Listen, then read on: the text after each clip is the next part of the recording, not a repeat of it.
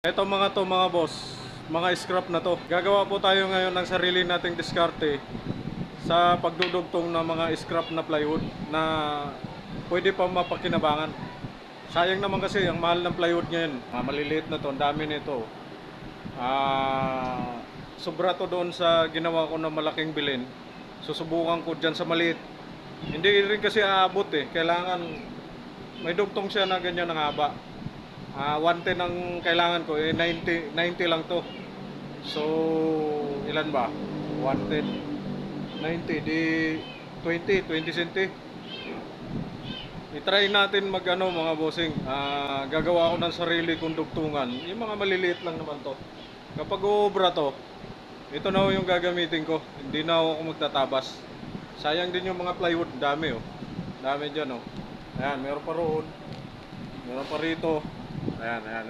Dito, sayang. Kaya gawan po natin ng paraan para magagamit pa siya. Para hindi siya mapupunta roon sa panggatong. Yan po mga bossing. Ganito lang po ang gagawin kong join mga bossing kasi maliit lang to eh. 7.5 cm lang po to. Ito ang style ko mga boss.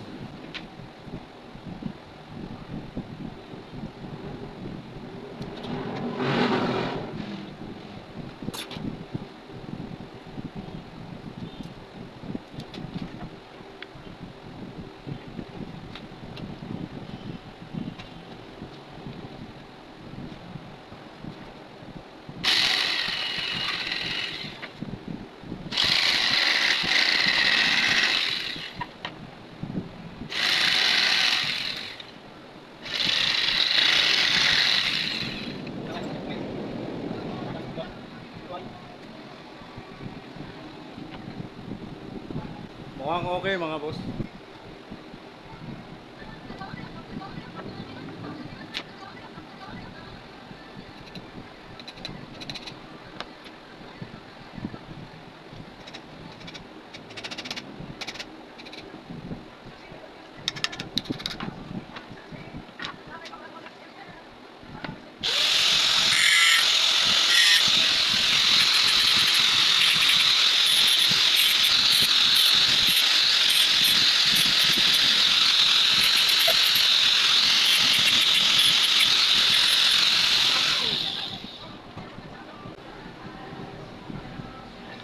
Ito mga boss, sarili kong version na to mga bossing.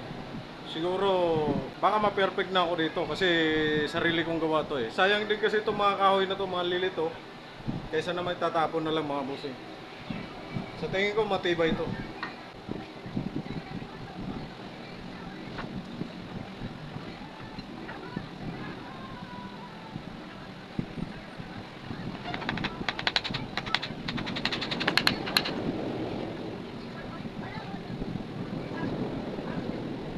Mas matibay nga siya mga boss. Oh. Hindi na siya gumagalaw. Ngayon, lalagyan ko lang siya ng para dito ng isa. Pwede rin dalawa. Hindi na siguro. Tingin ko okay na eh. Oh. Oh. Kung gusto nyo talagang matibay na matibay, pwede naman natin lagyan ng pako dito yan. Isa dito, isa dito.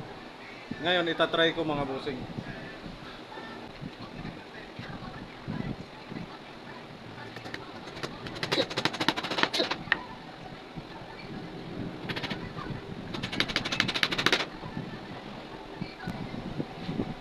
Parang original na mga bossing.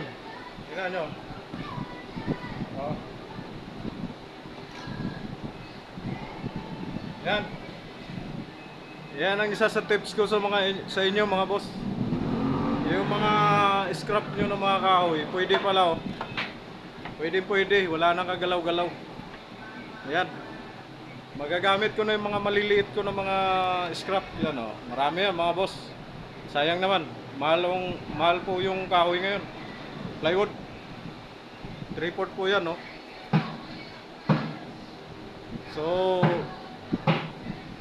yan po ang sarili kong gawa mga boss. Very good.